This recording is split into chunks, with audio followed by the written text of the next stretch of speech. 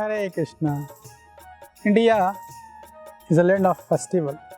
भारत जो है वो संपूर्ण विश्व में एकमात्र ऐसा देश है जहाँ वर्ष भर में प्रायः ऑलमोस्ट हर दिन कोई ना कोई त्यौहार, कोई फेस्टिवल होता ही रहता है। हमेशा कोई ना कोई फेस्टिवल चलेंगे, त्यौहार चलते रहते हैं। कभी राधा अष्टमी है, कभी जन्माष्टमी है, तो फिर गौर पूर्णिमा है, तो फिर नित्यानंद त्रयोदशी है, तो होली है, दिवाली है, मकर संक्रांति है। कुछ ना कुछ फेस्टिवल आप देखेंगे कि प्रतिदिन फेस्टिवल रहते ही रहते हैं। तो जो भारतीय त्यौहार होते हैं उनकी गणना कैसे की जाती है, उनकी तिथि की गणना का आकलन कैसे लगाया जाता है, तो साधारणतः जो वैदिक पद्धति है, वैदिक पद्धति के अनुसार या वैदिक कैलेंडर के अनुसार त्यौहार की या फेस्टिवल की गणना दो तरीके से की जाती है। एक होता है लूनर साइकिल और दूसरा होता है सोलर साइकिल। यानी सूर्य और चंद्रमा की गति या उनकी मूवमेंट के आधार पर त्योहारों की तिथि की गणना की जाती है। उसके आधार पर तिथि का आकलन किया जाता है, सूर्य और चंद्रमा की गति के आधार पर। और इसीलिए भारत में जो देखा जाए कि प्रायः हर एक दिन ही कोई ना कोई त्यौहार रहता है, छोटा त्यौहार हो या बड़ा त्यौहार हो, कहीं ना कुछ फेस्टिवल चलता ही रहता है। कहीं ना कहीं किसी ना घर में, कहीं ना कहीं इतने बड़े इंडिया में कहीं ना कहीं फेस्टिवल कुछ ना कुछ होता ही रहता है।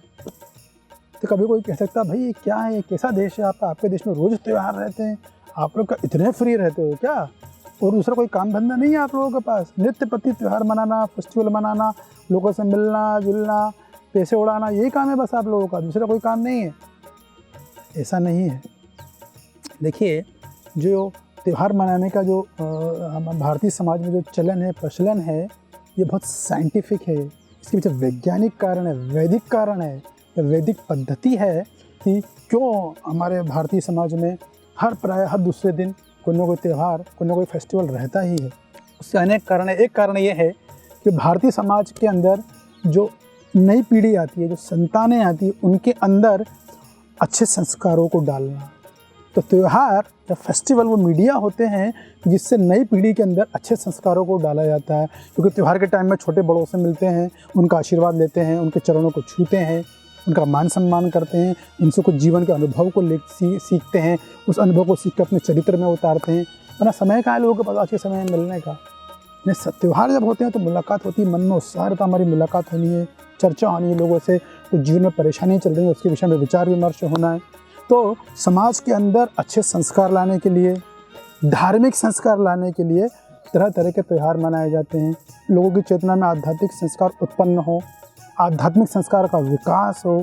इन चीज़ों को देखकर इतने सारे त्यौहार इंडिया में हैं, ताकि एक समाज में, एक देश के अंदर जो जनता है, जो प्रजा है, वो हमेशा भगवत चेतन रह सके, वो उसके अंदर भगवत चेतना का विकास हो सके, भगवत चेतना उत्पन्न हो सके। क्योंकि जिस समाज के अंदर भगवान केंद्र में रहते हैं वो समाज हमेशा प्रसन्न रहता है।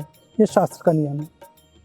जिस भी सोसाइटी में भगवान केंद्र रहेंगे सदैव सुख शांति स्वाभाविक रूप से रहेगी। और जिस समाज में भगवान को हटाकर हम लोग केंद्र में जाते हैं उस समाज में फिर प्रॉब्लम, डिस्टर्बेंस, अधर्म, बहुत कुछ होता है, शांति नहीं रह सकती समाज में। तो इसी प्रकार समाज में शांति स्थापित करना है, समाज में अच्छे संस्कार लाना है, आध्यात्मिक संस्कार लाना है, तो उसके लिए त्यौहार होते हैं, जो फेस्टिवल होते हैं, वो एक सशक्त माध्यम होते हैं कि व्यक्ति जो है अपने आप को कम से कम मनुष्य के स्तर पे तो लाए। भक्त तो बाद में बने, इतना तो होगी मनुष्य के स्तर पर अगर भगवान के भक्त भी बनना है तो पहले मनुष्य बनना बहुत ज़रूरी है। इसलिए प्रभुपाद जी बोलते थे मानव जीवन is a life of responsibility. मनुष्य का जीवन है बहुत जिम्मेदारी का जीवन है।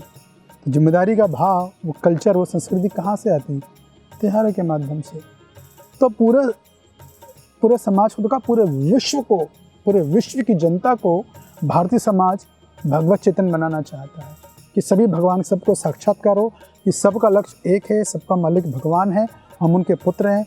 हमारा कर्तव्य आपस में लड़ाई झगड़ा करना, एक दूसरे का मर्डर करना, खून करना, अहित करना नहीं है, बल्कि उसको प्रसन्न करने के लिए आपस में मिलजोल करने के, भगवान को केंद्र में रखना है, भगवान की भक्ति करना है, भगवान का भजन करना है, हरे कृष्ण महामंत्र का जाप करना है, भगवद गीता को समझना है, समझना ही नहीं उसे अपने आचरण में उतारना है। तो इन त्योहारों के माध्यम से आदमी अपने आप को भगवत चेतन बनाएगा और यहाँ शांतिपूर्वक रहेगा और सुखपूर्वक भगवत धाम वो जा सकेगा।